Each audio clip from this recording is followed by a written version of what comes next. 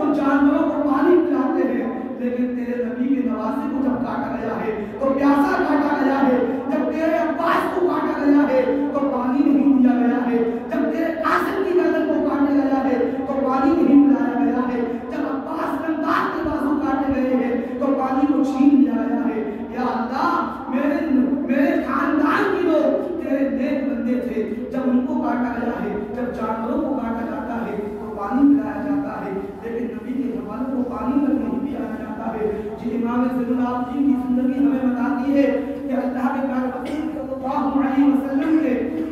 خاندان کے لوگ اتنے ثابت تھے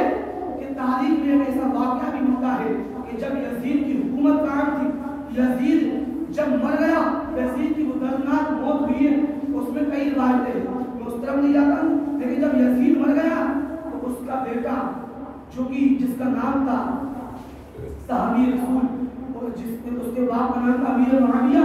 یزید کے باپ جو تھے وہ صحابی رسول تھے، ان کا نام تھا امیر معاویہ، اور ان کے جسم سے پیدا ہونے والے انسان کا نام ہے یزید، جو کہ ایک صحابی کے پیٹ سے پیدا ہونے والا یزید ملعون، جو کہ امام حسین کے خون کا پیاسا تھا، اسی یزید کے پیٹ سے پیدا ہونے والے بچے کا نام تھا امیر معاویہ، اس کو بھی امیر معاویہ کہا جاتا تھا۔ جب تخت پر امیر معاویہ کو بٹھایا گیا، یزید کے بیٹے کو بٹھایا گیا ہے، تو یزید کے بیٹے نے تخت پر جب قدم رکھا ہے تو یزید کا بیٹا بڑا نیک تھا، اور جب اپنے حجرے میں چلا گیا تو تاریخ بتاتی ہے 6 مہینے تک حجرے سے نہیں نکلا، اس کا انتقال ہو گیا ہے، وہیں پر ہوگا انتقال کر گیا ہے۔ جب لوگوں نے کہا کہ یزید کے بیٹے یہ تیرے باپ کی سلطنت ہے، اس سلطنت کے کیوں تو نہیں بیٹھتا ہے، تم اس کا راجا ہے، تم بادشاہ ہے، تجھے بادشاہی کرنے کا پورا حق ہے۔ تو اس بچے نے کہا تھا، یزید کے بیٹے نے کہا تھا کہ لوگوں میں اس تخت پہ نہیں بیٹھنا چاہتا ہوں جس پہ نبی کے نواسوں کے خون کے داغ ہوں، اس کو معاویہ قبول نہیں کرتا ہے، میرے باپ نے کاٹا ہے اپنے لالچ کے لیے، لیکن میں اس تخت کو کبھی قبول نہیں کر سکتا ہوں۔ کیا اللہ تبارک تعالیٰ کی مسئلہ ہے کہ نیکوں کے گھروں میں جلات کو پیدا کرتا ہے، پھر جلات کے بدلے اقدس سے اللہ تبارک تعالیٰ نیکوں کو پیدا کرتا ہے۔ یہ حضرت امام زین العابدین کی بھی بات کر رہا تھا، وہ امام زین العابدین جب کہ کربلا کے بعد سے مدینہ آئے تو آپ کی زندگی کا یہ عالم تھا، پھر ایک دور ایسا آیا ہے کہ یزید مر گیا ہے، یزید کا بیٹا بھی انتقال کر گیا ہے، کئی حکومتیں آئی ہیں، لیکن ایک ہی حکومت آئی ہے جس نے انتقام لینے کا یہ عہد کر لیا ہے، جس نے انتقام لینے کا وعدہ کر لیا ہے کہ حسین کے کون کون قاتل ہیں، سب قاتلوں کو ڈھونڈایا جائے، سب کو قتل کیا جائے گا، جس کا نام مختار ثقفی کہا جاتا ہے۔ تاریخ میں ایک نام ایسا ملتا ہے جس کو لوگ مختار ثقفی کہتے ہیں۔ وہ بادشاہ جب لگا، تاریخ میں آتا ہے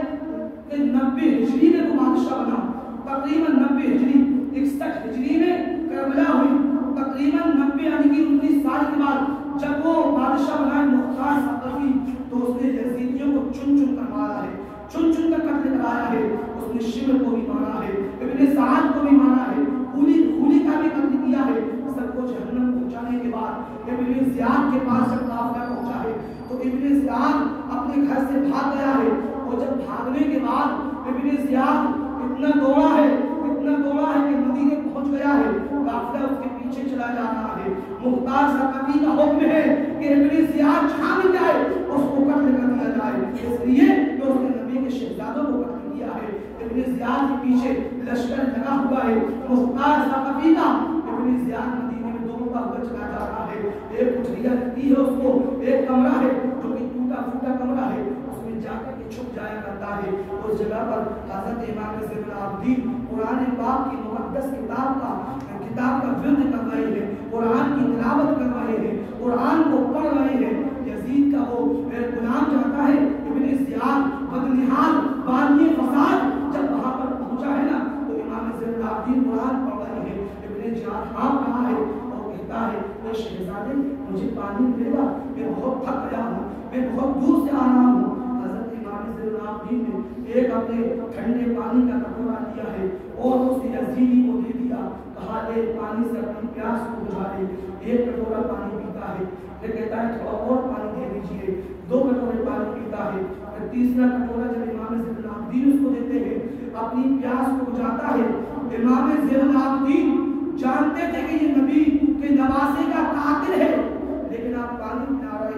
جب اس کو پانی پلا دیا تو اس نے کہا اے شہزادے لگتا ہے تم مجھے نہیں جانتے ہو، میں تمہیں پہچان گیا ہوں، تم وہی ہو نبی کے شہزادے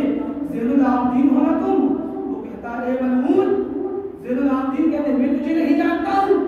تیرے ہی حکم سے مجھ پر پانی بند کیا گیا تھا، تو نے شمر کو بھیجا تھا، تو دریائے فرات سے پانی بند کیا گیا تھا، تیرے حکم سے میرے باپ امام حسین کو قتل کیا ہے، میں تجھے کیسے بھول سکتا ہوں، میں تجھے اچھے طریقے سے جانتا ہوں۔ تو اس نے کہا اے امام زین العابدین، جب تم جانتے تھے کہ میں قاتل ہوں، تمہارے باپ کا بھی قاتل ہوں، تم پر پانی بھی میں نے بند کروایا تھا، کہ میرے حکم سے تمہیں قتل کیا گیا ہے، تم نے ہمیں پانی کیوں پلایا ہے، تم نے ہمیں پانی پلا کر سیراب کیوں کیا ہے، تم نے جب چاہتے تو مجھے بغیر پانی کے بھی بھگا سکتے تھے، تم نے مجھے پانی کیوں پلایا ہے؟ تو علی کے بیٹے نے کہا تھا، نبی کے نواسے نے کہا تھا، حسین کے پیارے بیٹے امام زین العابدین نے کہا تھا اے لوگوں یہ جملہ لے کر کے جاؤ گے، اگر اس جملے کو عمل کرو گے تو کبھی کسی سے دشمنی نہیں رکھو گے۔ امام زین العابدین نے کہا تھا اے عزیزی سن ابن زیاد بدنہاد بانی فساد، تو نے جو کیا تھا کربلا کے میدان میں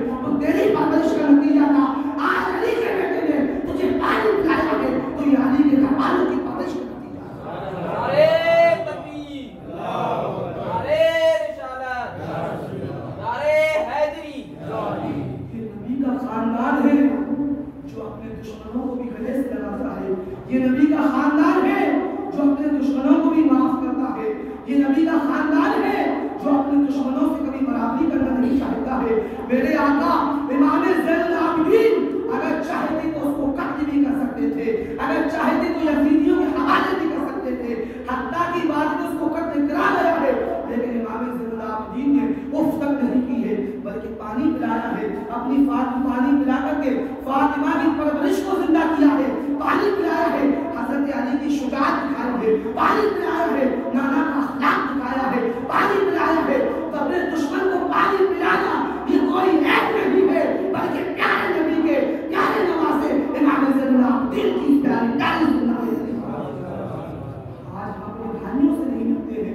جب ہمارے بھائیوں سے لڑائی ہو جاتی ہے نا تو مٹیوں میں ملا کرتے ہیں، وہ بھائیوں کے ساتھ جو دسترخوان پر بیٹھ کے کھانا کھاتے تھے اب عید ملا جا رہا ہے، اس لیے کیونکہ اس نے میرے ساتھ بے ایمانی کی ہے، اس نے مجھے گالیاں دی ہیں، اس نے میرے بچوں کے حق کو چھینا ہے، ہم اس لیے نہیں ملتے ہیں، لیکن ایسا بھی کوئی گھرانا ہے، نبی کا گھرانا ہے جو اپنے بھائی اور اپنے بھتیجوں کا اپنے باپ کے سامنے بھائیوں کا قتل ہو کے دیکھ کر گئے، جو اپنے دشمنوں کو گلے سے لگاتا ہے وہ نبی کا خاندان ہے، جو دشمنوں کے سامنے اپنا اخلاق پیش کرتا ہے وہ میرے نبی کا خاندان ہے۔ میں اس لیے میرے محترم اپنے دشمنوں کو معاف کرنا سیکھو، یہ کوئی تمہارے لیے تم سوچو اور ہمارے لیے یہ گرنے کے برابر ہے، ہماری بے عزتی نہیں بلکہ میرے پیارے نبی کے پیارے نواسے کی پیاری سنت کریمہ ہے، اس پر عمل کیا کرو، اس پر اللہ جب زور و شور سے لوگوں سے ملاقات کرایا کرو۔ اللہ کے نبی نے فرمایا ہے